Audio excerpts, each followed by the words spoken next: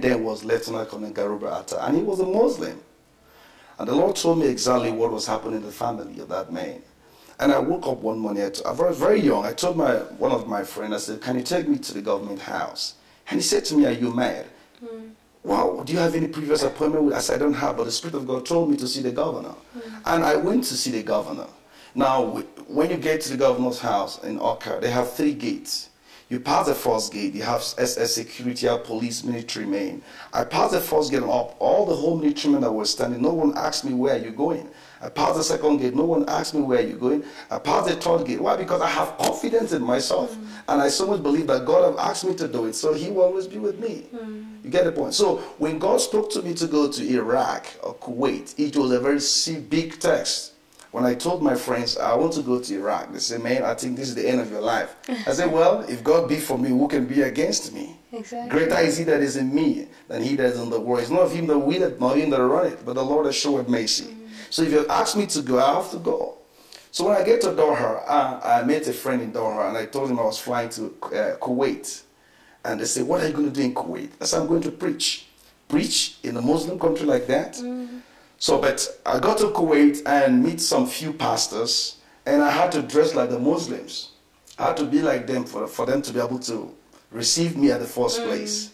So we had a very big breakthrough in Kuwait by the special grace of God. We had 37 Muslims that give their life to Christ. Now we have to drive from Kuwait to Iraq in Baghdad.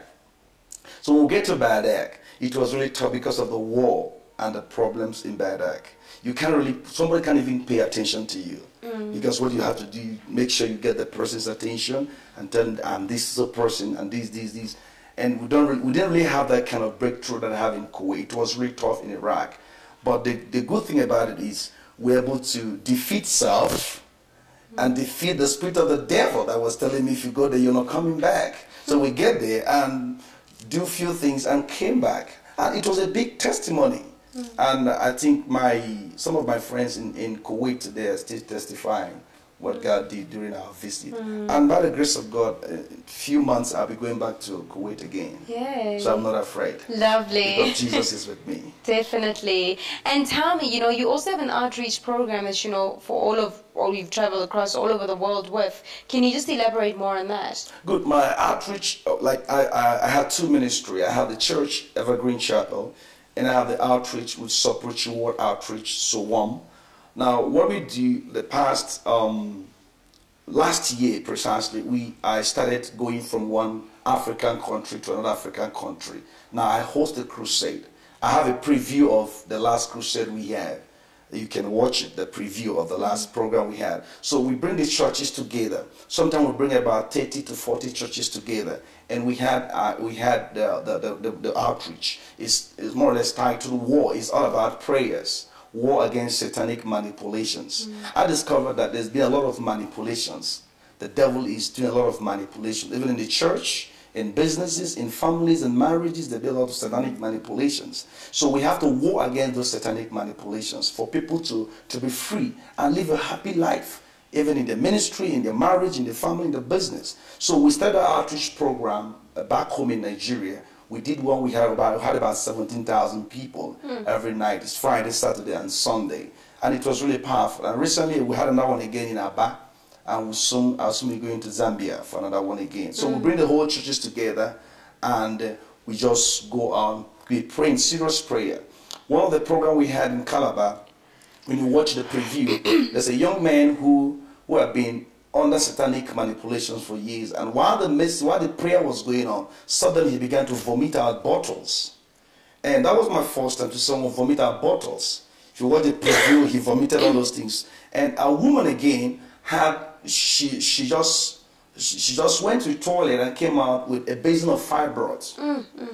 So you see, these are the things that the devil has been destroying people's life. And after the program, we had 3 ladies from Calabar in Nigeria who called to say they were HIV positive. But after the program, they went back for a test after 3 weeks, and it was confirmed negative. So there's nothing prayers cannot do. I discovered there is power in prayers. And I decided to bring the churches together for us to really pray and pray until something happened. Oh, lovely. That brings me to my next question. You've been so busy. I mean, you've got an outreach program. You're an author. You're all over the world. Why the need to open up a church here home in South Africa? Good. Now, in 2002, when I finished my program in the U.S., the Lord spoke through my lecturer. And she said to me, the Lord spoke to her for me to go and start a church in South Africa. And I said to her, I don't want to hear that name, South Africa. Because in 2002 was the first, 2001 was the first time I came to South Africa, a place called Hebrew. I had a program, and after the program, I won't really tell you what happened, but I had some funny things that I was so scared. And I said to myself, I won't come back to this country because of the crime rate. Yeah. But in 2002, the Lord said, son, I want you to go and have a base in South Africa. So I had to obey him. I told my wife, and we came there. I thought I was going to live a happy, good life in America. Yeah. I just relax and enjoy my money and everything, Yeah. you know. But God said, come to South Africa. I said, okay, good. So we came in here in 2003, in September 2003.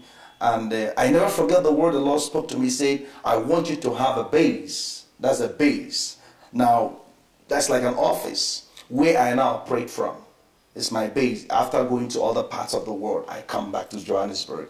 It's like my base. So I don't know where God will take me after here, maybe next 2-3 years, I don't know. So that's exactly what I did. So now, start up a base and start up a church.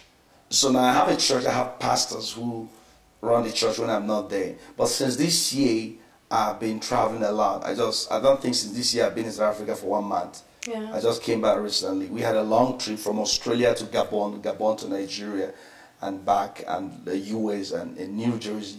And it's just been up and down like that. Yeah. But God has been sustaining the church. And even though that my members are feeling so bad that we're missing our senior pastor, I think God has been doing great things. Yeah, and I also feel that if you have a pastor who is an evangelist, like I tell my members, it's a big thing, because now the evangelist is a soul winner. And the Bible says heaven rejoices for souls that come to the kingdom of God. So your pastor is an evangelist. He goes out to bring souls to the kingdom of God. Lovely. Does that sound good? Yeah, that sounds very good, Pastor. And we were having a conversation earlier before the interview, and we're talking about other pastors and everything. Right. What do you feel that other pastors do that are really not necessary? Well, I don't think I'm in a good position to talk about other pastors. Because, every man of God has a way God leads him. And everyone have different callings. When I was called, the other pastor wasn't there. When he was called, he wasn't there. But one of the things I discovered during my traveling is I discovered one thing that I've personally implemented that's really helping me a lot is I try to compliment other people, to compliment other pastors, and not to compete with anyone. Because that's one of the bad spirits that I discover from some pastors.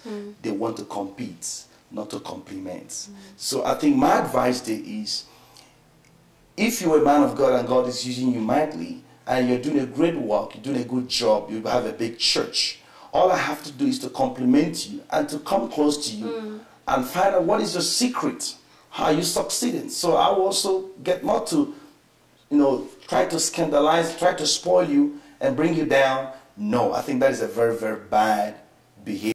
Yeah. Some pastors does that. They try to run someone's down, run your ministry down, say he's that, he's this. Well, if God have called you and you do any funny thing, it's your business within you and God. It's not my business to judge you or my business to bring you down, but I will compliment you. So I think it's good for